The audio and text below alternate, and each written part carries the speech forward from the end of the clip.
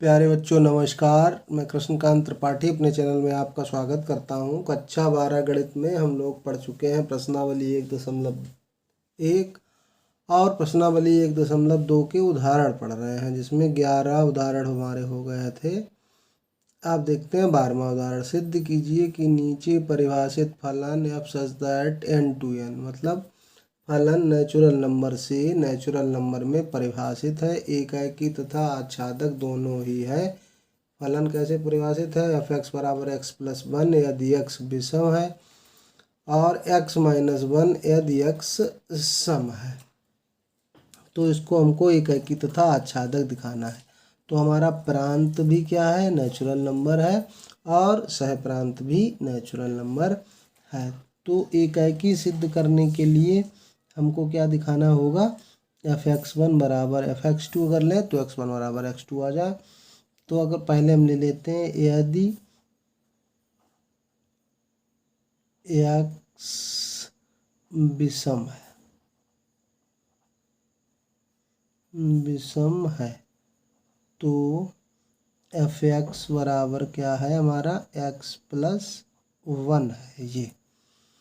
तो यदि हम ले लें क्या, एफ एक्स वन बराबर एफ एक्स टू, तो इससे हमको क्या प्राप्त हो जाएगा? इससे प्राप्त होगा, एफ एक्स की परिभाषा ये है तो एक्स वन की परिभाषा क्या हो जाएगी? एक्स की जगह एक्स वन रख दीजिए। एक्स टू की परिभाषा क्या हो जाएगी? एक्स टू की जगह वन वन कैंसिल। इससे आ गया हमारा एक्स वन बराबर एक्स टू, यानी कि एफ एकाकी है। एफ एकाकी है, एकाकी है। ये तो हमने तब सिद्ध किया जब विषम है एक्स। यदि एक्स ले लो सम है एक्स, तो एफ एक्स की परिभाषा क्या है? एक्स माइनस 1 है। तो एफ एक्स वन बराबर एफ एक्स टू से क्या हमको मिलेगा? इससे मिलेगा एक्स वन माइनस 1, यहाँ पे एक्स वन रख दो और यहाँ पे फिर एक्स टू रख दो, ये भी कैंसिल हो जाएंगे। इससे भी हमको यही मिल जाएगा, एक्स वन बराबर एक्स टू। तो चाहे एक्स सम हो चाहे विषम हो, दोनों से आ रहा है कि एकाकी है।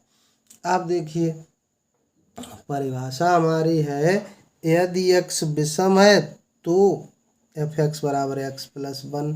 अच्छा, हम एक्स का मान अगर विषम रखेंगे और विषम संख्या में एक जोड़ दो तो क्या हमको प्राप्त हो जाएगा? सम संख्या प्राप्त होगी कि नहीं प्राप्त होगी? और एक्स सम है तब परिभाषा एक्स माइनस 1 है। तो अगर हम एक्स सम रखेंगे तो उसमें से अगर एक घटा दें तो हमको विषम प्राप्त हो जाएगा। तो हम क्या लिखेंगे? सह प्रांत n की कोई विषम संख्या, कोई भी विषम संख्या होगी तो वो प्रांत की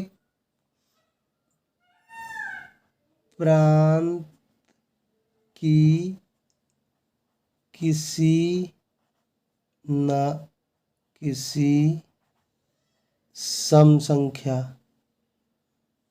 भाई एक्स प्लस विषम संख्या रखोगे तो हमारा फलन परिभाषित है एक्स प्लस 1, और अगर विषम में एक जोड़ देंगे तो सम प्राप्त हो जाएगी। यानी कि अगर हम विषम रखेंगे तो उसका यह प्रतिबिंब हमें सम प्राप्त होगा। तो सह प्रांत की कोई विषम संख्या प्रांत की किसी न किसी सम संख्या का प्रतिबिंब है, सम संख्या का प्रतिबिंब है। और तथा सह प्रांत की कोई भी सम संख्या प्रांत की किसी न किसी विषम संख्या का प्रतिबिंब है, विषम संख्या का प्रतिबिंब है। अब देखो, जब हम प्रांत की कोई सम संख्या लेते हैं तो हमको सह प्रांत में उसकी इमेज विषम मिलती है। जब हम कोई प्रांत की विषम संख्या लेते हैं तो उसे उसकी सह प्रांत में इमेज हमको सम मिलती है। तो इस प्रकार सह प्रांत की सम संख्याएं और विषम संख्याएं प्रांत की किसी न किसी संख्या का यह प्रतिबिंब अवश्य है। तो इसका मतलब सह प्रांत में कोई अवयव छूट नहीं रहा, इसलिए एफ क्या हो गया, आच्छादक। एफ आच्छादक है। आई होप ये उदाहरण आपको बहुत अच्छी तरह से समझ में आ गया होगा। कई बार ये बोर्ड परीक्षा में पूछा गया, इसलिए बहुत ढंग से तैयार करिए इसको। और आगे के सवाल बताने से पहले एक गुजारिश करना चाहूँगा आपसे कि वीडियो को लाइक नहीं किया है तो लाइक कर दीजिए, चैनल को अभी तक सब्सक्राइब नहीं किया तो सब्सक्राइब कर लीजिए और बेल आइकन को ऑल पर दबा दीजिए ताकि मैं वीडियो डालूँ और आपको नोटिफिकेशन सबसे पहले प्राप्त हो जाए। उदाहरण 13, 14 मैंने एक में लिख दिए हैं। उदाहरण 13 है, सिद्ध कीजिए कि एक आच्छादक फलन एफ सच दैट 1 2 3 से 1 2 3 सदैव एक ही फलन होता है। तो अब इसमें 13 में हम देखते हैं, पहले 13वां देख लेते हैं कि लिखा है कि एक आच्छादक फलन, आच्छादक फलन अगर है एफ सच दैट 1 2 3 2 1 2 3, तो इसका मतलब क्या हुआ, आच्छादक अगर कह दिया गया तो सह प्रांत का कोई भी अवयव छूटा नहीं है जो कि प्रांत के किसी न किसी अवयव का प्रतिबिंब ना हो। तो इधर भी 3 अवयव दिए, इधर भी 3 अवयव दिए हैं, तो इसका मतलब प्रत्येक अवयव किसी न किसी अवयव से जुड़ा अवश्य है। तो हम इसमें क्या लिख देंगे, बस यही हमको समझना था। चूंकि प्रांत के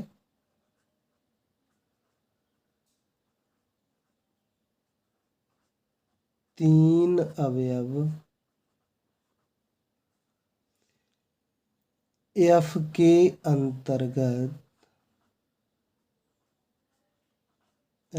अंतर्गत सह प्रांत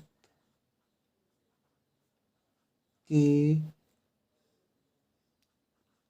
और देखो 3 है तो अलग ही अलग तो होंगे, 3 अलग अलग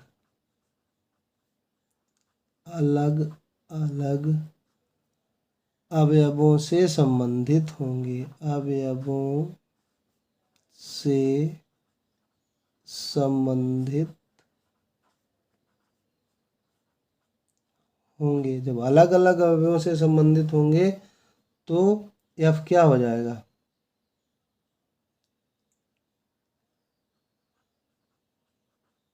अतः एफ एकैकी होगा।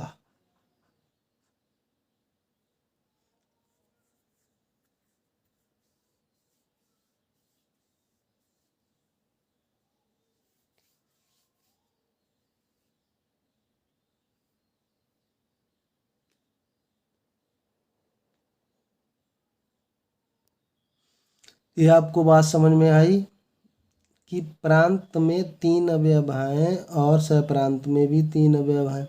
अगर ये आच्छादक है तो लिख देंगे कि सह प्रांत का कोई भी अवयव छूटा नहीं है। अब मान लो तो इसका 1 या 2, किसी इसके 1 और 2 से संबंधित हो जाते हैं। मान लेते हैं जैसे 1 2 3 दिया है, आच्छादक है, यहाँ भी 1 2 3 दिया है, तो ये छूटा नहीं है। मान लो 1 और 2 रखने पर 3 मिल जाता है और 2 रखने पर ये भी मिल जाता है, ऐसा हो सकता है। तो 3 छूट जाएगा। जब प्रांत का कोई अवयव छूट जाता है तो वो क्या होता है, फलन ही नहीं होता है, ये फलन ही नहीं होगा। तो इसका मतलब प्रांत का कोई अवयव छूटा ही नहीं होगा। तो इसका मतलब ये है कि प्रांत का प्रत्येक अवयव सह प्रांत के अलग अलग अवयव, भले 3 की इमेज 1 हो जाए, 2 की 3 हो जाए, 1 की 3 हो जाए, ये हो सकता है, लेकिन सब अवयव अलग अलग एक दूसरे से संबंधित होंगे, इसलिए f एकेकी होगा। अब 14वां उदाहरण देख लीजिए। 14वां में कह रहा है कि f सच दैट 1 2 3 अनिवार्य रूप से आच्छादक है। अगर एकेकी कह रहा है, एकेकी फलन, तो f सच दैट 1 2 3 2 1 2 3 एकेकी है। f एकेकी तो कहा गया है, एकेकी है, अतः प्रांत 1 2 3 का प्रत्येक अवयव सह प्रांत 1 2 3 के अलग अलग अवयवों से संबंधित होगा, अवयवों से संबंधित होगा। अब अलग अलग अवयवों से संबंधित होगा, तो इसमें तो 3 ही अवयव हैं, इसमें भी 3 ही अवयव हैं, तो इसका मतलब क्या हुआ, अतः सह प्रांत का प्रत्येक अवयव प्रांत के किसी न किसी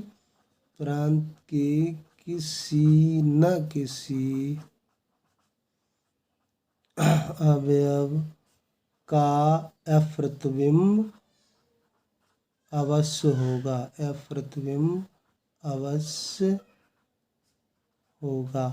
f प्रतिबिंब अवश्य होगा तो कोई छूटा नहीं होगा, अतः f आच्छादक होगा, यानी कि आच्छादक है। क्लियर हो गया। तो ये सारे उदाहरण आपके हो गए हैं। अब कल से आपको प्रश्नावली के सवाल बताएंगे। धन्यवाद।